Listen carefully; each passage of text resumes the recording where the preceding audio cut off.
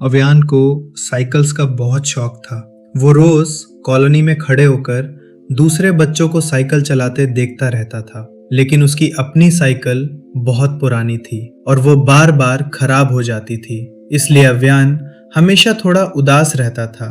जब भी वो शाइनी और फास्ट साइकिल्स देखता तो चुपचाप अपनी पुरानी साइकिल को देखने लगता और धीरे से सोचता, काश मेरी भी ऐसी साइकिल होती। एक दिन स्कूल से घर जाते वक्त अचानक तेज बारिश शुरू हो गई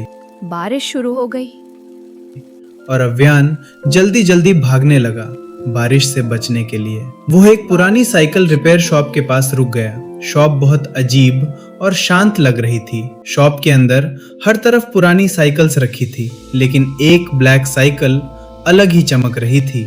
उसकी व्हील्स ब्लू लाइट से ग्लो कर रही थी।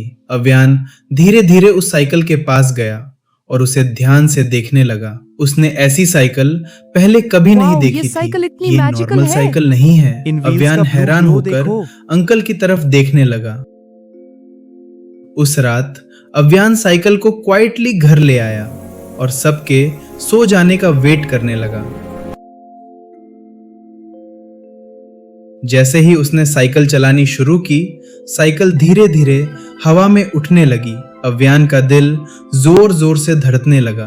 पहले तो अव्यान बहुत डर गया, लेकिन जब वो आसमान में उड़ने लगा तो उसके चेहरे पर एक बड़ी सी स्माइल आ गई। अब अव्यान रोज रात को साइकिल उड़ाता, क्लाउड्स के ऊपर जाता और पूरा शहर आसमान से देखता रहता। लेकिन धीरे धीरे वो केयरलेस होने लगा। अब उसका ध्यान सिर्फ फ्लाइंग साइकिल पर रहता था।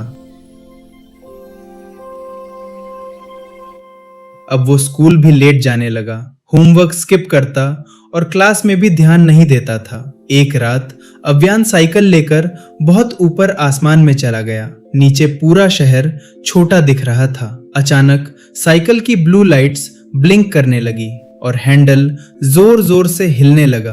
अव्यान बहुत घबरा गया। साइकिल कंट्रोल से बाहर होने लगी। तेज हवा चल रही थी और अव्यान को समझ नहीं आ रहा था क्या करे।